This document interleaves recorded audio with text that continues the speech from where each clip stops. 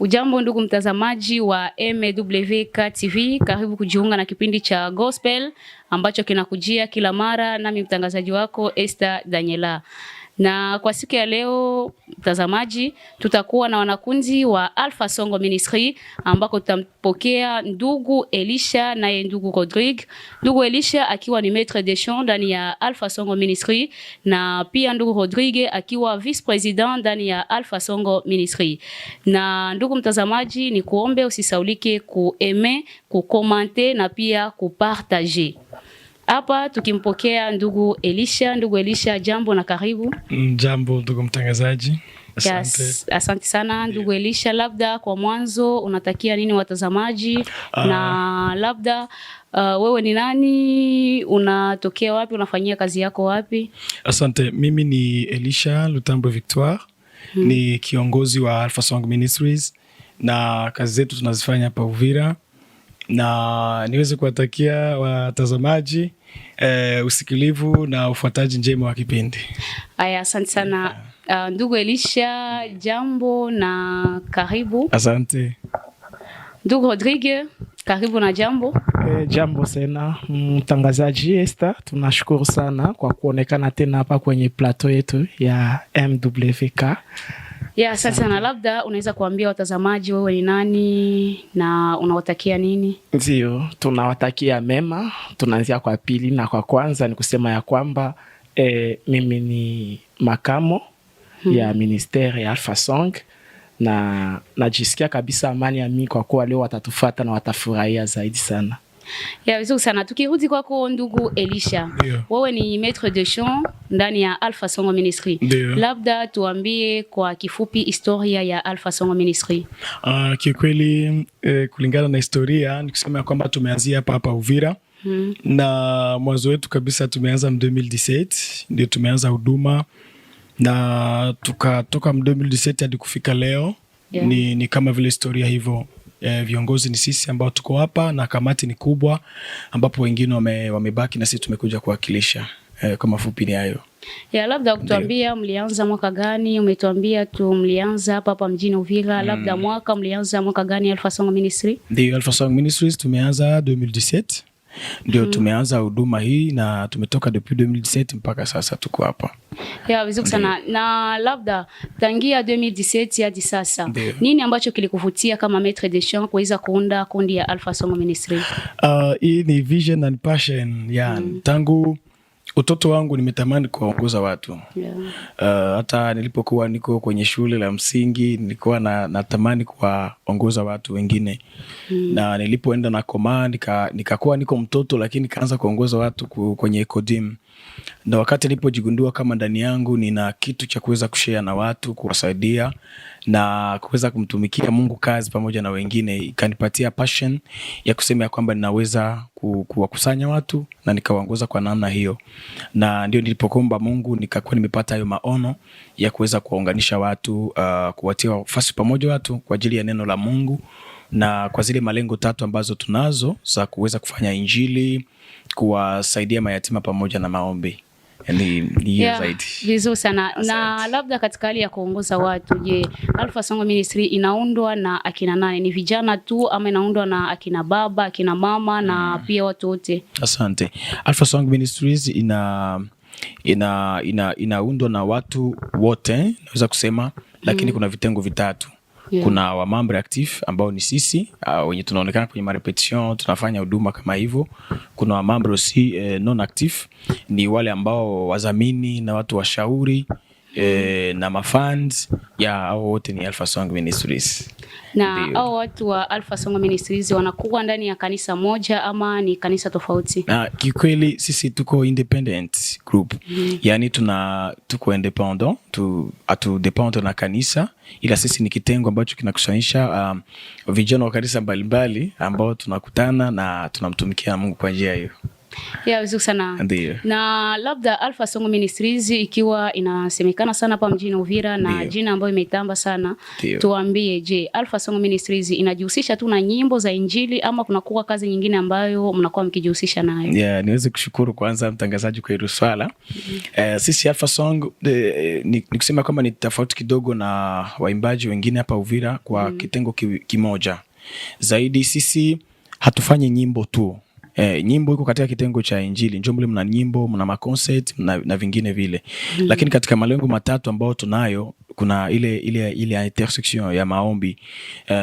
Na pia zaidi sana tunawasaidia mayatima na wajane wasiojiweza. Ile ni kitengo kikubwa sana ambacho pia tunakihudumia sana hapa kwetu Uvira, na kinasaidia watu zaidi sana kuweza kujifunza kwa njia hiyo kufanya huduma hizo za kuwasaidia watu.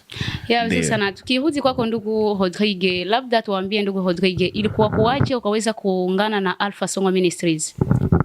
Nitazungumza kwamba ni habari za neema. Maana mimi sikukuwa mara mingi hapa, ni nyumbani kwetu, lakini kuna hali ya kujitoa. Lakini nimekutana na kundi hii mu 2018. Ilikuwa ni 2017 kama gisi kiongozi alimaliza kuizungumza kusema ya kwamba alikuwa na malengo ya kuweza kubadili na watu kile ambacho alijisi uongozi. Na kwa malengo kama yale yeye tulikutana naye kwenye university, na katika hiyo kitengo hata huko kulikuwa kitengo ya Campus pour Christ. Naye pia alikuwa ndani muinjilisti na ambaye alikuwa kabisa akifanya vizuri. Na kwa hiyo hatua mimi kama vile Mkristo nikajisikia tu kabisa nilikuwa nikimfuatilia, na mara mingi na alikuwa akijisogeza, maana mtu mwenye kujishusha sana, na ikanifurahisha zaidi sana. Na nilipomsogelea nikaelewa kama iko na vitu vinaweza vikanisaidia, na akanizungumzia kuhusu Alpha Song, na nilipokuja nikaelewa na nikajisikia nguvu. Ndipo hapo tulianza polepole na tukaingia kabisa, nitazungumza hivyo. Ya, na unatuambia kilichokuvutia labda ni mwenendo wake ndugu Elisha ambao uliona ndani yake. Je, hakuwezi kuwa kitu kingine kama umesema uliona atakurevele kitu ambacho kitakuwa speciale sana ndani ya maisha yako? Labda ni kitu gani ambacho ulitaka kutuambia hapo? Kwa ufupi nitaizungumza ya kwamba nimeona kitu cha Mungu ndani, na huwa mara mingi zaidi sana ni mambo ambayo nilikuwa nikijihisi mvuto. Ninapenda nyimbo. Ninapenda nyimbo na nikapenda hata nipate kujua ni aje. Maana kuna vitu ambavyo mtu anajihisi mwenyewe lakini inabidi kuongozwa. Na niliposikia ni mwimbaji na nyimbo, mimi mara mingi nasikia message, maana napenda consolation sana, na nyimbo ni kitu ambacho kinanisaidia sana. Na wakati nilipoisikia hiyo kama wanaimba, nikasema kuimba sawa, lakini niliposikia pia tena kama kuna kitengo pia ambao ni kia maombi, kikanivutia sana, maana ndio njia yote ambayo tunaweza tukaweza yote, na nikajisi kabisa kubanana nao na kufatana na yeye kwa malengo ambayo Mungu amemuonesha, itusaidie sote na isaidie wengine. Ya vizuri sana. Na labda tokea huko mu Alpha Song Ministries ulisema umeanza nao mu 2018. Tukiangalia leo inakuwa au moins 5 ans. Labda tuambie ni mafanikio gani ambayo uliona kabisa imekupendeza, ama faida ambayo uliona ndani ya Alpha Song Ministries, ama ambayo unaona ndani ya Alpha Song Ministries? Ndio nitazungumza kama gisi mafanikio, maana hatuwezi tukatembea mahali hakuna mafanikio. Na ikiwa tutazungumza mafanikio ya kwanza, ninaelewa ni hali ya viwango vya juu. Mafanikio ya rohoni, nimejihisi amani. Toka niko na Alpha Song nimejihisi amani. Na mara mingi mimi ni mtu ambaye nilikuwa nikikaa zaidi sana kwa kitengo yangu mimi mwenyewe na kujifikiri namna yangu. Na wakati kama na ule nilikuwa nikifungwa na kitu ya kusema utabasamu. Lakini wakati nilipojihisi kukamatana nao, ni kama gisi nikajiona ni namna gani mimi nakuwa na furaha. Maana kila mtu alikuwa anasema iko serious. Lakini nikajihisi ndani yangu mu serious inabidi kufurahi, na nilisikia furaha ndani yangu kutokana na kazi ambayo ilikuwa pitikana. Yani nilifundishwa kufurahi tena. Nilifundishwa kufurahi, na apare hiyo kama vile mafanikio nitazungumza ya kwamba pana uhuru. Maana kwenye kuna maombi, ndio nizungumza gani mambo ya neema. Mahali ambapo palikuwa pana maombi, pana mazungumzo, yani neno ya Mungu na kuona vile kazi zinatembea. Mimi ni mtu ambaye nilikuwa nikigonjwa sana. Siwezi nikamaliza wiki na gonjwa. Na huwa mara mingi sana nikigonjwa ilikuwa ni wakati watu wote wanafariki ndani ya kata na sasa toka wakati nimeambatana na hiki kitengo maombi na neno ya Mungu imenibadilisha, na kila mtu sitajizungumza watu wengi wakanifurahia kwa picha mpya ninayo sasa. Kama hiyo kitu nitasema kama ni malengo makubwa, siwezi nikaacha. Na aufikiria kwamba labda ni yoga ya kufa ndio ilikufanya ukaungana na Alpha Song Ministries? Sio zaidi sana kwa woga wa kufa, lakini ni kukosa amani. Kuna amani ambayo nilikuwa sina, na wakati nimeambatana nao kuna amani nimeipata. Vizuri sana. Tukirudi kwako ndugu Elisha. Elisha, unaongoza watu. Yes. Labda tuambie unavyoongoza watu ni changamoto gani ambayo unaona katika hali ya kundi? Hili ni swala ambalo kila kiongozi anaweza kukuambia. Katika kuongoza watu ndio maana unakutanisha wengine wanakuambia kwamba ni bora kuongoza mnyama. Bora kuongoza nadhani mtu akiitwa mtu kuanzia kwa mtoto tu huwa kuna changamoto nyingi sana ambazo tunakutana nazo kama viongozi. Niseme ya kwamba hawa ni watu wazima na katika kundi kuna watu hata wananizidi miaka. Lakini kuwaunganisha watu ambao wanatoka katika familia tofauti, kuna malezi tofauti. Hapo kwa mwanzo naweza kusema kwamba kwa mwanzo hapo tumeanza 2017 2018 ni kama hivi kwa 3 ans nimeona kama kuna kwa stability hapo, tumeelewana, wamenielewa, mimi nimewaelewa. Huko ilikuwa vigumu sana zaidi kwa sababu walikuja na pressure, kila mtu amekuja na tabia yake ya nyumbani. Sasa ilibidi kuwafunga, kwa maana sisi Alpha Song tuna mikataba zetu kama sisi. Hawezi kutoka kwenye kanisa yako ama wapi uje utuletee vya kanisa yako kule. Sisi tuna règlement d'ordre yetu intérieur accompagné na statut juridique yetu yenye inatupeleka. Yaani unakuja hapo unapelekwa na ile règlement d'ordre. Sasa kuwa faire comprendre watu vile na kuwaonya kulingana na comportement ambao vile mimi nimepokea ile maono ninataka waenende, ilikuwa ni vigumu sana. Sasa ilikuwa ni changamoto nyingi, labda unaambia mtu hiki anakifanya tena, unamvumilia. Labda kuna watu wengine ambao unakutanisha huyu ameonyesha hiki ambacho mwingine ukifurahia inabidi kuweka chini. Ilikuwa ni kama hiyo, tumepambana nayo na vingine vingi tu. Changamoto kuongoza watu iko vitu vikubwa sana. Kuwapeleka unakutanisha kuna nafasi ambapo inabidi muende mfanye siku 3, inabidi kuwalea, kuwachunga, kuwafanyia kila kitu, yani unakuta ni vitu vingi, lakini tunamshukuru Mungu Bwana ametusaidia. Vizuri sana. Na tukirudia mkadro ya chant ya Alpha Song Ministry. Alpha Song Ministry kwa sasa mnakuwa na album ngapi? Tunakuwa na album 2 ambazo zimeshatoshwa tayari, na sasa hivi tunatumika album ya 3. Na album hizo 2 mmeshoot nyimbo ngapi?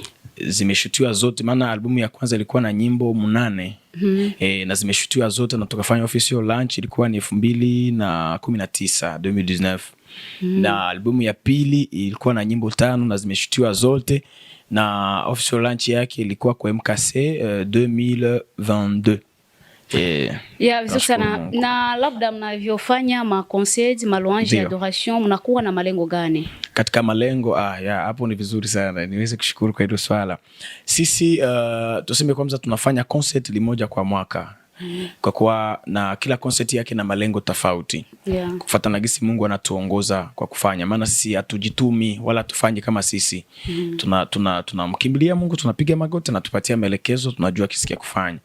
Na kila concert yetu inakuwa na malengo kufuatana na gisi ile mama iko. Yani kama vile huyu hiyo nitasema kwa hizo miaka 3, 2021, 22 na 23. 2021 kulikuwa concert kubwa ambayo tumefanya, ilikuwa iko dénommé Dans les orphelins. Ilikuwa ni kwa malengo ya kuwasaidia mayatima na wajane, tukafanya hivyo kwa ajili ya utukufu wa Mungu. 2022 ilikuwa ni lengo ya lancement officiel, na 2023 ilikuwa ni lengo ya kupeleka album Bujumbura, kwenda kuifanyia official launch Bujumbura. Tukakwenda kufanya official launch huko. Na 2024 najua tungali kwenye magoti, najua surprise iko pia njiani. Vizuri sana. Na tukirudia mkadro ya chant. Kunakuwa wimbo wenu ambao unakuwa ukishangaza watu sana. Na kunakuwa maneno ambayo yanasemeka kwenye mitandao ya kijamii, aidha mitandaoni, aidha kwenye makata mbalimbali, na kusema ya kwamba Alpha Song Ministry mumekopi nyimbo ya Zulu ambayo inaitwa Kuluma Kosi. Labda tukiwa nawe maître de chant wa Alpha Song Ministry, tupatie mwangaza kuhusu wimbo wa Kuluma Kosi ambao unaimbwa katika lugha ya Zulu. Asante sana. Nimeshukuru sana kwa ajili ya nyimbo hii.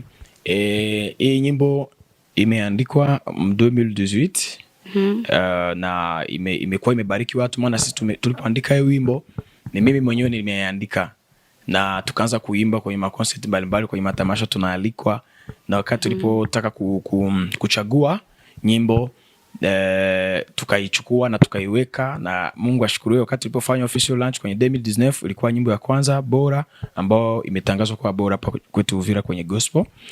Niweze kusema ya kwamba katika mitandao za kijamii watu wanaozungumuza hawajakuja kuniona wala sijapata mtu akuja kuniambia. Naweza kuonesha mtu hata buku niliyoandika na huyo wimbo, inspiration gani ambayo nimepata kwa ajili ya huyo wimbo. Yani mimi sijaona mtu, nasikia watu wanasema, na sasa mimi kikawaida yangu sifuati maneno ya watu. Mimi naangalia kazi, naendelea. Yule mtu ambaye atataka kabisa, anajisikia kwamba mimi ndio nasema kama hii nyimbo, anakuja ananiambia ni ya nani, ananiambia nyimbo ambayo inafanana nayo tunaiona. Hata mimi sijaona nyimbo ambayo inafanana nayo, na wala hajanionyesha kitu, na sijaona mtu. Labda niseme kama nishukuru kwa gisu nazungumza, niweze kuwaita watu wote, yule ambaye anaona kama huyu wimbo kabisa na maelekezo zaidi aje anione, nitamfasiria na atapata maelekezo mazuri. Na labda watu wanafikiria pengine ni Zulu ndo amekutungia wimbo huo na ndo ikakubidi wewe kuandika kwenye karatasi, sababu unajua karatasi pengine haiwezi katemwanye officiellement ya kwamba wimbo ni wewe ambaye umeutunga. Labda ni Zulu. Labda tuambie ndugu Elisha, unakuwa na notion ya Zulu? Mimi kiukweli mimi na notion ya Zulu kidogo sana, defect case siwezi kutunga huyo wimbo.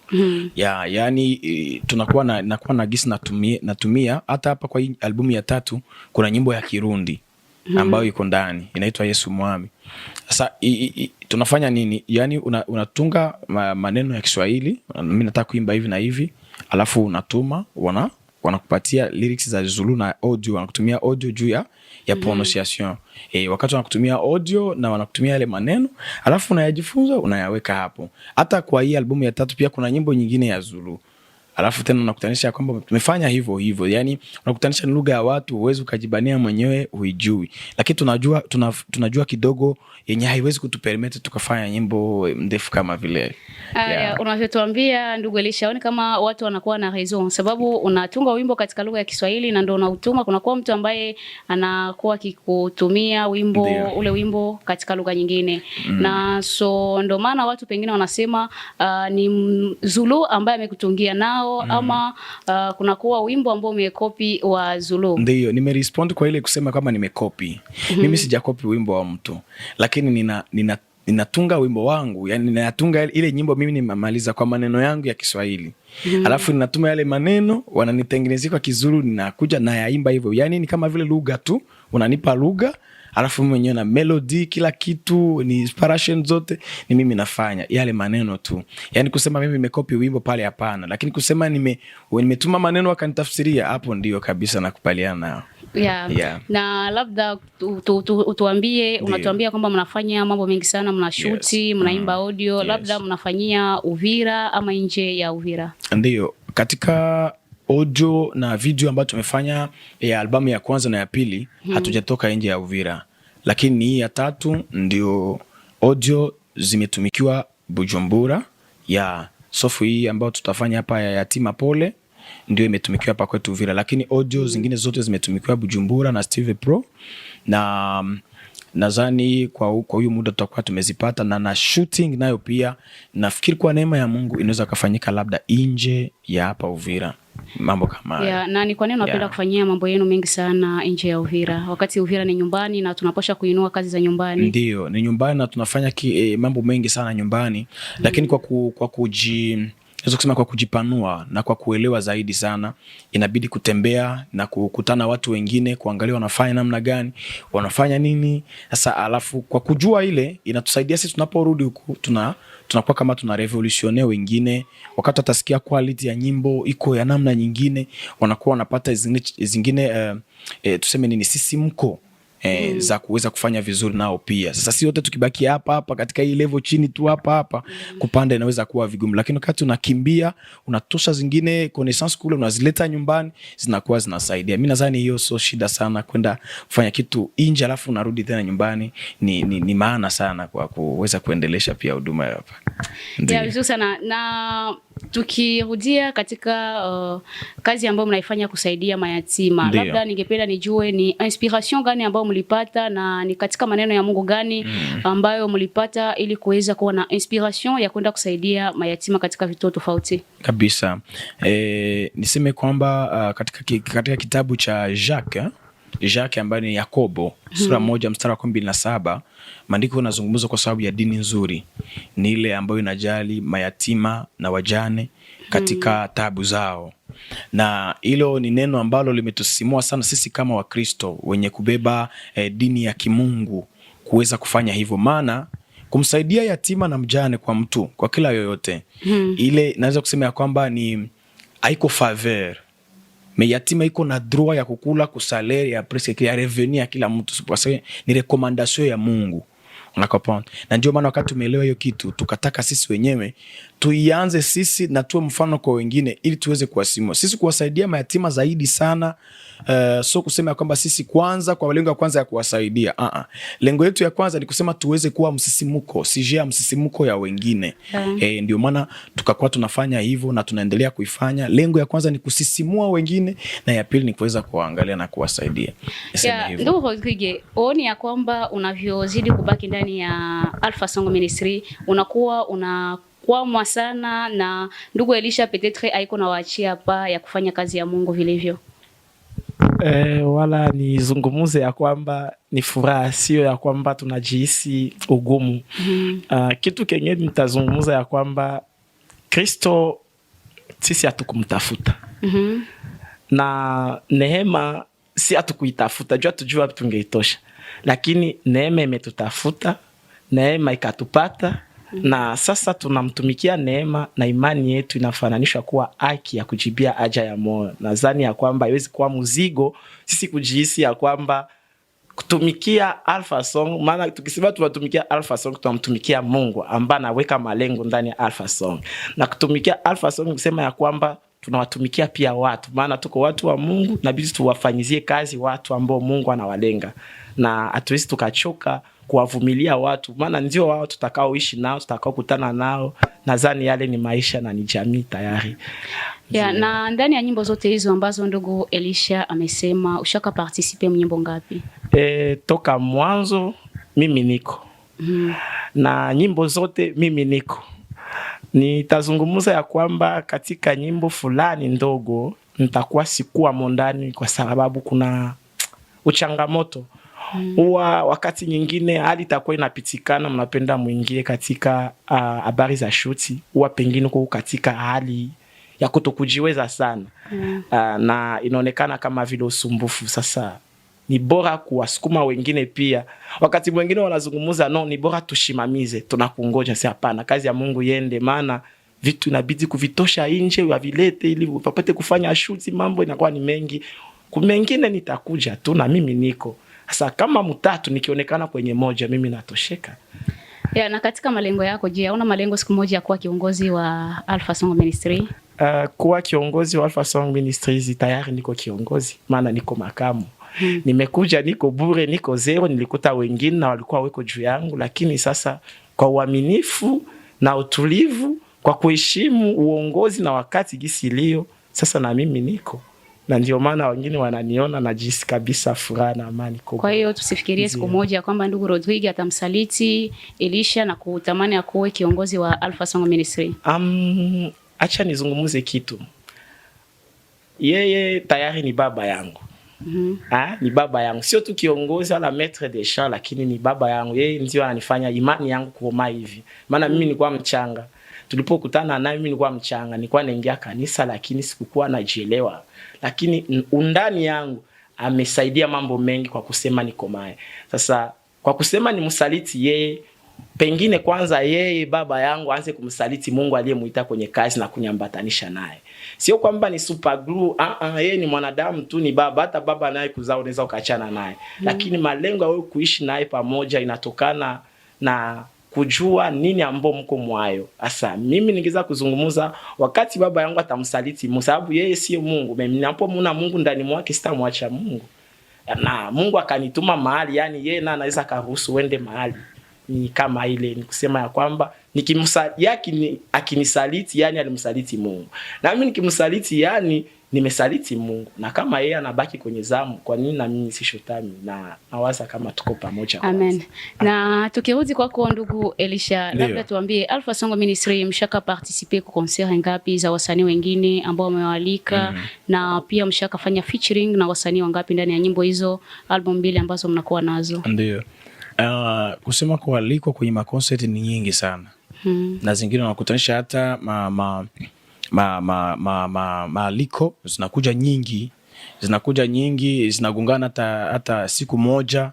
Nakutanisha tunakuwa tunaenda kwa moja. Maana sisi tuna discipline yetu, hatuwezi kuzunguruka kwenye prestation 2 ama 3 kwa siku moja. Kama tunasema tutakuja kwenye prestation yako, yani tunakuja kwako mpaka jioni tunamaliza. Yani ni nyingi tu, hatuwezi kuzihesabu, na Mungu anaendelea kutusaidia kwa njia hiyo. Na katika nyimbo zetu featuring tumeshawahi kufanya ni 2 tu. Ni 2 tu ambayo ni featuring tumeshawahi kufanya, na najua kwa neema ya Mungu ataendelea kutusaidia kupata neema ya kuendelesha zingine pia. Na tukirudia mkadri wa featuring mmefanya na msanii gani wa kidini? Tumefanya mmoja na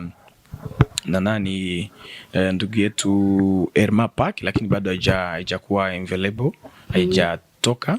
Tumefanya na Erma Park, na ingine featuring tunaiandaa pamoja na John Kifyagio. Najua nayo pia bientôt itakuwa nayo iko deja opportun. Vizuri sana. Na tukirudia mkadri ya concert ambazo mnaalikwa mara kwa mara na mnapata invitation 6, 7, 8 na zaidi. Je, unafikiria inaweza kuwa ni tatizo gani ambayo inafanya wasanii wa gospel mnakuwa mkigongana hivyo katika ile makonseri? Unakuta konseri inakuwa tarehe 1, saa 1, na vitu ambavyo vinaleta kama utata giza kidogo hivi katika kazi ya muziki ya gospel. Ndio. Niweze kusema kama ni mambo ambayo tunaendelea kupigana nayo sasa kwa ngambo ya gospel. Kitu kinafanya hivyo, sisi hatuna kamati. Tunajua wasanii wa secular wanatuzidi sisi sana. Kwa sababu gani? Wao wana administration yao, wana kamati yao ambao inawaongoza. Hawezi kufanya show, hawezi kufanya nini, hawezi kutoa bila kuenda kujisalimisha hapo. Unapana maelezo zaidi, nao pia wanakuoriente, unakutanisha show ya huyu haita kugongana na ya huyu. Na wala wakisema wote ni siku moja, lakini nakutanisha moja iko mbali, mwingine iko huku. Lakini hapa kwetu sisi kwenye gospel hapa kwetu Uvira hatuna tuseme nini organization ya kutuongoza sisi maartist wa gospel. Ndio maana nakutanisha kila mtu anajifanyia kitu chake. Akiangalia analalamka mimi that fulani.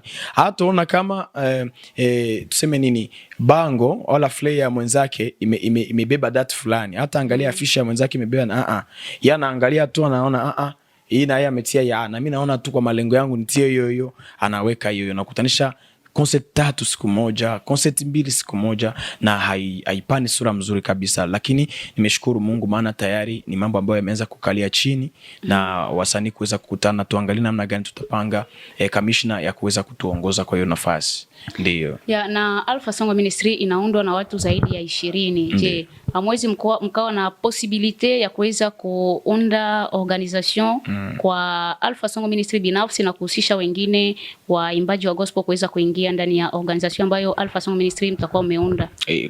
Organization ya kuweza kuunda juu ya kuweka kila kitu sawa. Ndio ni vizuri. Nakutanisha kwamba sisi ni kitengo kimoja na hatuko sisi wenyewe kundi hapa. Tungelikuwa ni sisi wenyewe kundi tungelifanya hivyo, lakini kundi ziko nyingi. Sasa unakutanisha wanaweza kufanya hivyo kwa faida ya watu, lakini unaelewa kwamba watu hatuwezi kuelewa sawa. Unakutanisha changamoto zinaweza kuinuka, kwa nini? Lakini kitu ambacho nimekifanya ama sisi Alpha Song tumekifanya, tumesisimua zaidi sana kwenye media. Tumesisimua kwenye media zaidi sana, watangazaji waweze kuzungumzia kwa sababu ya kitu kama hicho. Basi walipo kianzisha nikaona wasanii wengine wamezungumza, wameingia ndani kuzungumza, akasema hiki tumechokoza, yani tumetia bomu kawaka. Na hivi sasa inakuwa ni kama vile kongamano. Hata leo kuna mkutano wa wasanii kuweza kukutana ili kuweza kupanga kwa ajili ya hiyo mambo, maana yamechosha sasa kuendelea kwa namna hii ya kila mtu mwenyewe kujiongoza. Ya sana Alpha Songo, mnafanya nyimbo, mnashuti, mnasaidia mayatima, mnafanya masoti nje ya Uvira na ndani ya Uvira. Je, nani ambaye anakuwa akiwasupport kikazi?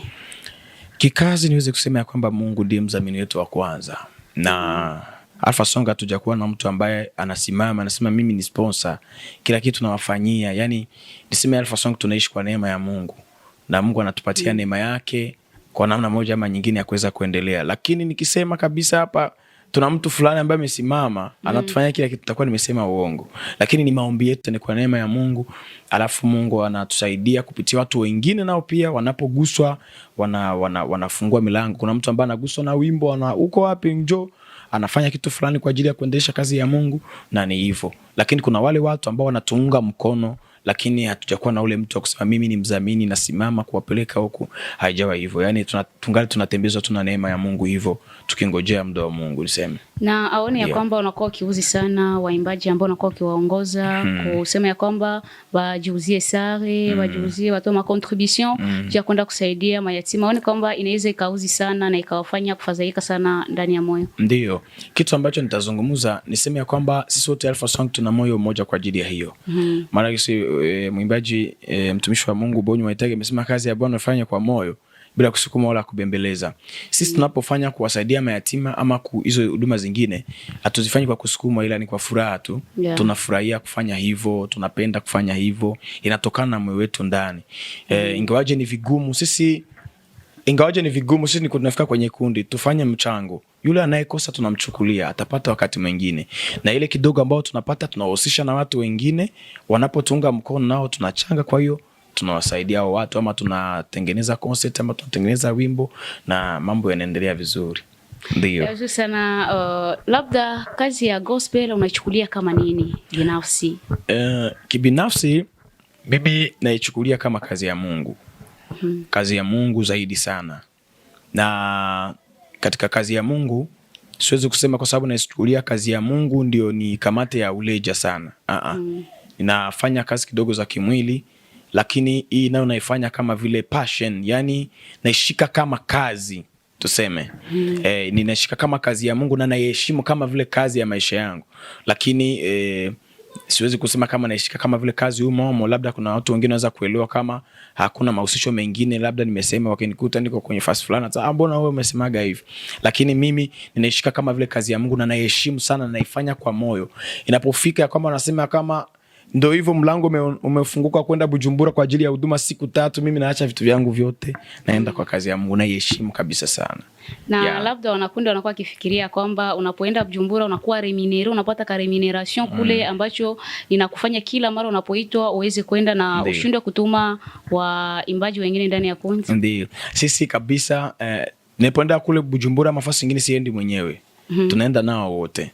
Yani naweza kwenda kule mimi mwenyewe kama ni mambo ya kikazi ya kundi, labda naenda kufuatilia labda mambo yetu kule ambayo tunafanya, wala naenda katika malengo tu ya kijamii, wala katika mambo ya kazi yangu sasa mimi binafsi ya mikono, mambo kama hiyo. Lakini niseme kwamba Alpha Songo sisi tuko watu ambao tuko wazi sana kila kitu. Hivi naweza kusema kwamba kila opportunity yote ambayo imetokea, iwe inahusu nini inawekwa wazi.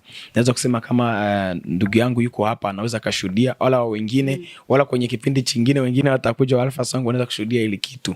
Sisi tuko wazi. Yani ikibidi pesa ambayo kwenye account, kama kwenye account kuna pesa fulani ama kuna kitu fulani kimekuja kitakuwa na faida fulani, yote mambo yako wazi. Yani mimi siko renfermé zaidi sana. Mimi nakuwa niko trop ouvert na wapatia watu hiyo opportunity. Na kuna watu ambao labda wako karibu yangu, hata wa instrumentist fulani, wa musician instrumentist, wananifahamu vizuri. Mimi siko mtu niko renfermé, niko mtu niko ouvert, na katika mambo yote naambia watu. Kitu kingine naweza kusema, hata tukitoka kwenye concert, pesa yote ambayo iko sisi tunalalaga fast moja pressure concert, tunaiweka kila kitu pale, wala mimi sigusi. Wale wanagusa kisia, wanagusa, wanahesabu pale, watu wote wako wanamaliza. Hii itatoka, patia kila mtu, atalipa transport ama atakunywa maziwa, patia kila mtu. Hii inaenda kwenye case, wanafanya hesabu zote ziko pale na kutoa uamuzi, watu wote wako. Ndio hivyo, yani mimi niko très ouvert sana, surtout kitu ya finance. Ninakuwa na rigueur sana pale, kwa kuwa wazi zaidi, maana ndio kitu kinaleta mabomoko zaidi sana kwa watu wengi. Sasa kwa hiyo mimi niko wazi sana katika vitu vingi. Mimi hata sigusi pesa, vitu vingine unakutanisha wengine wanagusa, mimi nikusema tutosha pesa fulani hazitoki kwa mikono yangu. Hiyo ni kitu inanisaidia pia sana. Ndugu Rodrigue anavyosema, ndugu Elisha maître de chant wenu, ya kwamba kuna kuwa remuneration ambayo mnapata anavyoingia kwenye akaunti ya pesa, na wanahesabu wanapatia kila mtu kidogo kidogo. Ufikiria kwamba ndio inakufanya udemere ndani ya kundi ya Alpha Song Ministry? Nitazungumza ya kwamba yanachangia pia. Lakini zaidi sana kile ambacho kinanilenga, nitazungumza ya kwamba ni uhuru, uwazi, uaminifu na kila kitu kukichangia. Hiyo nitaizungumza zaidi, lakini kunzi ya Alpha Song mbani mtu. Lakini kila mtu aliye ndani ya Alpha Song, hata wazazi, hata nyinyi ndugu journalist, nitazungumza ya kwamba ni kazi ya Mungu inatufanya tukutane. Lakini kazi ya Mungu tunapokutana tunaifanya kazi ya Mungu. Lakini ubinafsi kila mtu anaifanya. Kama shule unaifanya, unapopata kifasi fulani nitatumika unafanya. Yaani nikitaka kuzungumza ya kwamba kitu kisilemalishe kingine. Kazi ya Mungu mahali pote. Yaani Mungu hatutatengana naye hata kwa kitu kimoja. Sio kazi tatutenganisha na Mungu, sio chochote kile. Yaani mahali pote tuna Mungu, maana mahali pote tunahitaji Mungu. Sababu mwanadamu ni muombaji. Hata mahali pote, hata kwenye kazi, hata kwenye majamii, yani ni fasi pote. Na nitazungumza ya kwamba tuna Mungu na tutaendelea na yeye, sio kwamba remuneration inachangia kwa wewe kubaki ndani ya kundi ya Alpha Song Ministry.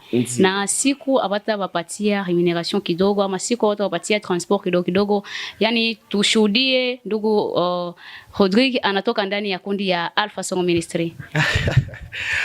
Kitu naingiza tabasamu. Napozungumza ya kwamba remuneration inachangia, maana siwezi nikaikataza, maana ni kitu ambacho kimeanzia.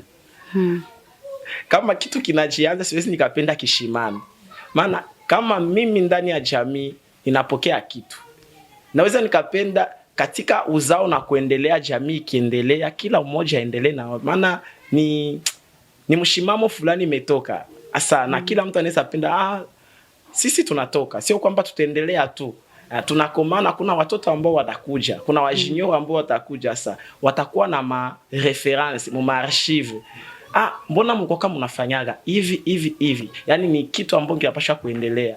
Yani kuzungumza kwamba kama remuneration iko ni kwa sababu imo ndani ya masharti yetu, dans nos règlements, na mustati. Donc kila kitu kiko signalé. Nitazungumza kwamba ni sheria ya nyumbani na ni amani pia ambayo inachangia.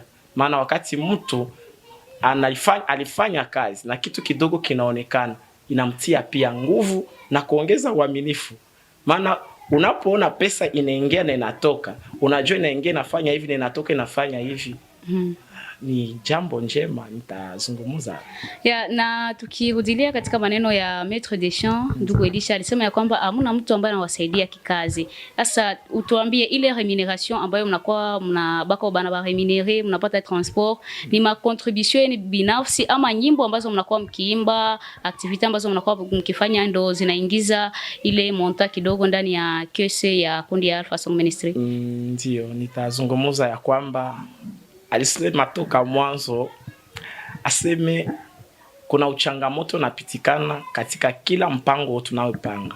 Na uchangamoto ni kusema ya kwamba kuna nguvu zangu mimi natumia, kuna contribution yangu binafsi mimi natumia, ambapo kila mwimbaji anatumia, naye pia kiongozi na anatumia kwa ajili mambo yawe salama na washiriki wengine nao wanakuja, na kama hiyo kitu kinaweza kikatoa matunda mazuri, ndipo hapo ambapo tunazungumza kwamba kwanza alikuwa iko wazi, anasema kila kitu tunapopata mu organisation, sisi tuna tabia kuja kumshukuru Mungu, na tunapoketi yani kusema tunavizungumuza kila kitu na kujua kila kitu kisikitaendeka, na hiyo ambayo inaonekana tunasema hii mwapatia watu kidogo kidogo, wakati mingi taonekana na mingi tena watapata. Inaonekana kivipi? Ni nyimbo ambazo mnaimba ndo zinaingiza, ama ni contribution zenu ma 5000 3000 ambazo mnatoa ndo zinakutilia tena na wanawagavuria kama transport?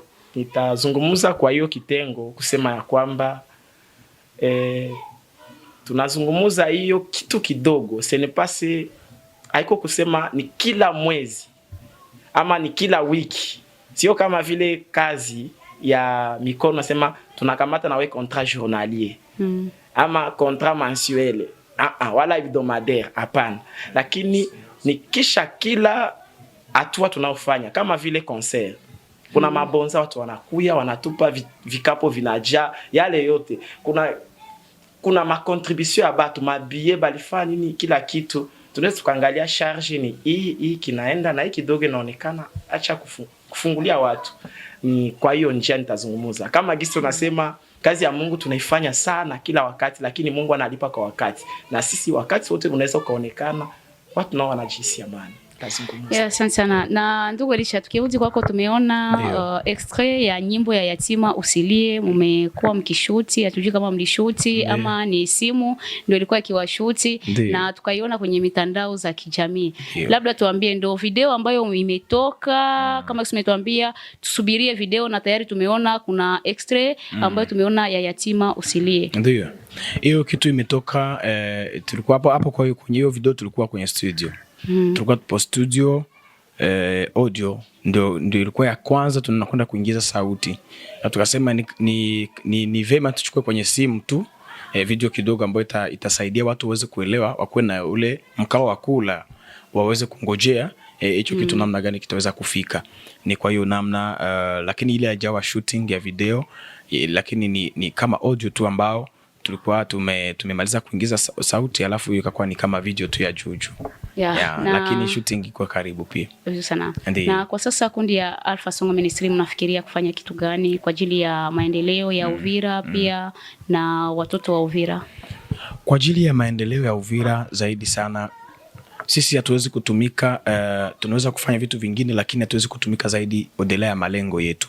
Sisi tuna malengo, kama gisi Mungu anapokuja anapatia huyu maono haya, huyu hivi, yani ndani yako hapo kuna maono tofauti na yangu, ndani yangu kuna maono tofauti na ya ndugu. Mungu ametugawia Uvira watu maono tofauti, na niseme sisi Alpha Song tunaweza kutumika zaidi ya malengo yetu, lakini sio sana. Ndio maana tunafanya kazi kulingana na malengo yetu, na kitu ambacho naweza kusema ya kwamba Uvira haiwezi kungojea zaidi sana ni huyu wimbo wa yatima, ambao ni wimbo ambao sisi tumeutengeneza kwa kukusudia kwa hiyo malengo yetu, ili nyimbo, maana kama tunasaidia mayatima, labda picha inaweza kuwa nafasi yake inajilimite, masemi yetu, interview zetu wakati ya mavicho kusaidia yatima inaweza kuwa nafasi inajilimite, lakini huyu wimbo naamini utavuka mipaka zaidi sana, uweze kuwafikia hata watu wa mbali, wapate msisimko kwa kukumbuka mayatima. Ndio naweza kusema katika malengo yetu, na kusaidia pia Uvira, maana Uvira kuna mayatima wengi, wajane wengi, wasiojiweza wengi ambao wanateseka, na kuna mtu mwenyewe ana kitu kidogo ya kuweza kuwasaidia, lakini labda moyo haupo tu, labda anavisahau, lakini kupitia ule wimbo unaweza kumsisimua na haya akavifikiria, kwa kuweza kusaidia Uvira mayatima wasiojiweza wenyewe. Kwa Uvira tumefanya huyo wimbo ili kuweza kusaidia kuwakumbuka watu. Ndio yani mnafikiria kusaidia tena mayatima, yani Uvira na nje ya Uvira isubirie kusaidia mayatima, na pia wimbo wa Yatima Usilie wasubirie utatoka. Wasubirie wimbo zaidi sana, maana ni lengo ya msisimuzi, lakini kuwasaidia mayatima naweza kusema sisi ni kazi yetu. Hiyo inaendelea. Yani kila siku ambapo tutakuwa tuko hapa, Alpha Song itakuwa imesimama, tungali wazima tunapumua, tutaendelea kuwasaidia. Ni hivyo malengo yetu. Ndio malengo ya Alpha Song Ministry. Ni malengo gani ambayo mnakuwa nayo? Malengo nimeyasema tena hapa, ni malengo matatu. Ya kwanza ni injili. Ya mission yetu ya kwanza ni injili, na ndani ya injili mna maabudu na mna mipango za injili kama vile maconcert, makwazade. Tunaifanya kwa udogo, lakini hatujafanya makwazade mikubwa, lakini ni projet ambazo ziko kwa mwaka kesho. Na lengo letu la pili ni intercession. Ya tunaombea watu na tunaomba sisi wenyewe na tunafundisha watu pia kuomba. Na lengo la tatu ni apostola, ndio hiyo ya kuweza kuwasaidia au watu mayatima wajane. Sasa katika mambo yetu tunafanya kwa kila mwaka tunajitahidi tukue tumegusa kwa haya mambo yote. Yani kwa haya mambo yote tuweze kuyasukuma, na najua ni kazi ngumu kupeleka hizo objectif zote, kuziwazia ma evolution namna gani, fuatilia ma album, fuatilia vya yatima. Tunakutanisha kwamba tunakuwa ni kama vile tunatumika sana na tuko wadogo, tunakuwa tuko saturé, lakini Mungu anaendelea kutusaidia. Kwa hiyo tubibebe tu vyote viende vinapanda mpaka kwa Mungu atarahisisha vingali vizito, labda kwa neema ya Mungu vinaweza kuja kwa pesi baadaye, na Mungu atatusaidia kwa hiyo njia. Na tunafurahi kuteseka kwa ajili ya kazi ya Mungu, hata tunateseka vitu tuko saturé, mais tunashukuru Mungu. Kwa hiyo tunaendelea tu. Labda malengo yote tatu nafikiria kwamba inakuwa na impact kabambi kwa population ya Uvira na nje ya Uvira. Kabisa, iko na impact kabambi, maana kusema kwa ngambo ya injili watu wamefarijika sana na wanazidi kuponywa vidonda vya moyo na nyimbo hizi, na wanazishuhudia. Maana sisi tunapotunga nyimbo hatutungi parazar. Yani tunafikiria ni kitu gani kinaweza kuwa ndani ya moyo wa mtu ambacho kinamsumbua, ambao anahitaji apate mgango fulani. Sasa tunakuwa tunajiconcentrate. Hata ukisikia nyimbo zetu kuna maneno ambayo zinaweka ndani ambao unakutanisha, unaweza kusikia na ukasisimuka. Sasa katika hiyo jambo kwanza zaidi ya injili, population ya Uvira kabisa imenufaika, na Mungu amesaidia. Injili imeanza kukata mipaka pia kwenda provinces zingine wala pays zingine étranger. Tunamshukuru Mungu kwa hiyo. Na kwa kuwasaidia mayatima, niseme kwamba population ya Uvira imenufaika msisimko. Sio Uvira tu, hata Burundi, hata Bukavu, hata fasi nyingine. Maana sisi tunatumia media kwa njia ya picha. Tunafanya mkutano, tunapiga picha, tunazipartage. Kuna ndugu mama amecomment, no, unapomsaidia mtu hawezi tena kuposti. Nikamwambia ndugu, nenda polepole na haya mambo. Wewe hujui tunapost kwa nini? Sisi lengo letu ni kuwasisimua watu. Sasa sisimkaje kama haoni picha? Ndio maana sisi tumefanya hivyo. Tumeanza hii huduma mbele polepole, lakini kwa leo kuna watu wengi, hata maorganization zinashuhudia kuanza kuwasaidia mayatima kupitia sisi gisi tulivyofanya. Na isi kwetu tunafurahi sana kwa sababu tuko naenda na atteindre ma objectif yetu ya kuweza kuwasimua watu wengi. Ni hivyo, tunamshukuru Mungu. Asante sana ndugu Elisha. Labda katika hali ya malizia tumesikia mengi sana toka kundi ya Alpha Song Ministry, mnavyofanya apostola na pia mnavyofanya wimbo na mengine, ili kwa ajili ya kuweza kuendelesha Uvira na pia nje ya Uvira. Labda watazamaji wa MWK TV wanakuwa tayari, pia wanakuwa chonjo kwa ajili ya kuweza kusikia Alpha Song labda inajihusisha katika hali ya nyimbo. Tusikie sauti Elisha naimbaje, Rodrigue anakuwaka naimba je, haiko tu masauti ya studio ambayo tunasikia Kulumakosi na Emmanuel. Labda nikiona gita iko hapa, umetupatia akapela katika hali ya malizia. Kweli. Ni jambo nzuri sana. Tutafanya kitu kidogo kulingana na wimbo wa yatima ambao uko unaandaliwa.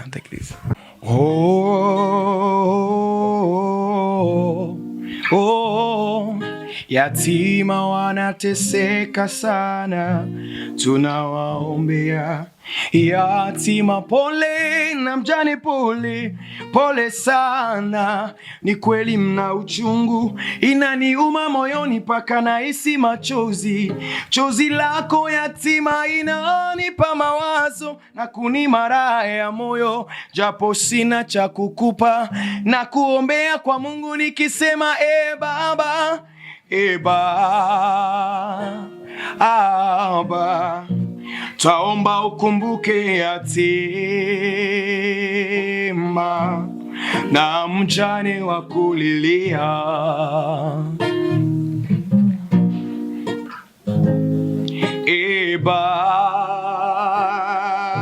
Baba, taomba ukumbuke yatima na mjane wa kulilia. Asante sana. tumesikia sauti iko sawa, sauti ikatengenezwa na Mento. Labda beauty ni ya Alpha Song Ministry. Kabisa. Labda katika hali ya malizia kipi ambacho unatakia watazamaji wa MWK TV, message ya mwisho ambayo unawapatia na shauri kwa wale wasanii wa gospel ambao pengine wanachoka, ambao hawajali yatima na ambao hawafanyi kazi ya Mungu kama vilivyo na hawajali malengo ambayo Mungu amewatuma ndani ya ministeri ambayo wanakuwa nayo. Ndio. Asante ndugu mtazamaji wa MKTV, MWK. Mungu awabariki sana. Niweze kusema ya kwamba msiweze kwenda mbali na TV hii. Ni TV yenye maono makubwa na hapa mtakuwa mnapata vitu vizuri sana kila wakati. Na sisi haitakuwa mara yetu ya mwisho kufika hapa. Tutaendelea na wengine wengi mtawaona. Niweze kuwatakia Mungu awabariki sana na mzidi kuendelea kutuunga mkono. Alpha Song tupo, lakini hatuwezi kuendelea bila msaada wenu. Ndio maana tuweze kuwaomba pia muweze kuwa na sisi bega kwa bega. Kwa yule ambaye ameguswa uweze kutukontakte ili kuweza kupartaje na sisi mambo mengine makubwa zaidi. Niweze pia kuambia wenzangu waimbaji ambao wanaendelea kunitazama, niwaambie kwamba tuweze kumtumikia Mungu kwa nguvu na kuwa na malengo. Maana mtu kama anamtumikia Mungu na hukuwa na malengo, anaweza katumika mila alafu kakuja mkuta ni yule jana leo na hata milele. Sasa mtu akimtumikia Mungu na malengo, yani kuwa na malengo. Unapoimba, unapoomba, unapomfanyia Mungu kazi katika mahali pote unayo, kuwa na malengo. Kama ninaimba, niimbe na malengo ya kusema kesho naweza kuwa nini na unaitumikia. Kutumikia Mungu sio tu kwenda kanisani kurudia kuimba, kwenda kwenye concert kurudi, sio hivyo.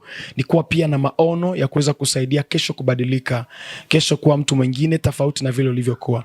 Niweze kuambia pia ndugu zangu wa Uvira ambao ni waimbaji wenzangu, tuweze kushikana mkono na kucreate discipline ambayo itaweza kutusaidia kuweza kuendelea na kukuwa na administration nzuri. Mungu awabariki zaidi. Asante. Ndugu Rodrigue, labda katika hali ya malizia unaambia nini watazamaji ambao wako kikutazama, na pia ni shauri ama message gani ambao unatolea wale ambao wanakuwa ndani ya kundi na wanaongozwa na pia wanaanza esprit ya kujirebele na kutaka wawe viongozi ndani ya makundi? Nitazungumza ya kwamba nashukuru sana juu ya siku kama hii ya leo ambayo kila kitu nitazungumza ya kwa kimetoka ndani na kuwaingilia wengine ndani. Mungu awabariki kwa wote wasikilizaji, watazamaji na kwa kamati yote ya MWK. Kitu nitazungumza ya kwamba kazi ya Mungu tumeitwa kuwayo na inabidi tuendelee nayo mpaka mwisho. Maana Yesu tumemmeza wa kutufundisha kumtapika, na wengine wote katika hali ya kumjia Kristo ama katika kitengo fulani ambao wanafanya kazi ya Mungu ni kukamatana na malengo au taachana na malengo. Maana kazi ni kama vile maisha, na waendelee kujishusha. Katika kujishusha ndipo Mungu anainua, na katika hatua ya mtu binafsi kujisikia hiyo hiari pasipo kusukumwa ndipo panaonekana pia baraka. Na wakati mwingine sio kuharakia ndipo kuonekana ama kufika, lakini ni kuikala kwenye malengo, na kwa wakati wa Mungu rehema zake zinaonekana na kila mtu atenda kupata sawasawa na kidogo ambao Mungu amemuona kwayo, kama vile kazi nitazungumza. Labda ndugu Elisha, ni washukuru kwa kuweza kuitika mwaliko na pia kwa kuweza kuja kwenye MWK TV. Asante. Ili wasikilizaji waweze kujua Alpha Song mnafanya nini na kazi zenu ni gani na pia mnatarajia kufanya nini. Asante sana. Sisi pia tunawashukuru kwa sababu ya hiyo. Mungu awabariki sana, na nadhani kama itakuwa mwisho tutaweza kuwa disponible kila wakati kwa ajili ya MWK TV. Asante. Asante sana. Shukrani zangu sikurudilie ndugu mtazamaji wa MWK TV ambao ulikuwa nasi tangu mwanzo. Ni kushukuru tu na ambaye uliweza kusikiliza mengi ndani ya Alpha Song Ministry. Umejua Alpha Song Ministry inafanya nini, inajihusisha na nini, kazi zao, na pia wanatarajia kufanya nini. Ni kushukuru tu, na pia ni kuombe usisahau kueme, kukomante na pia kupartager.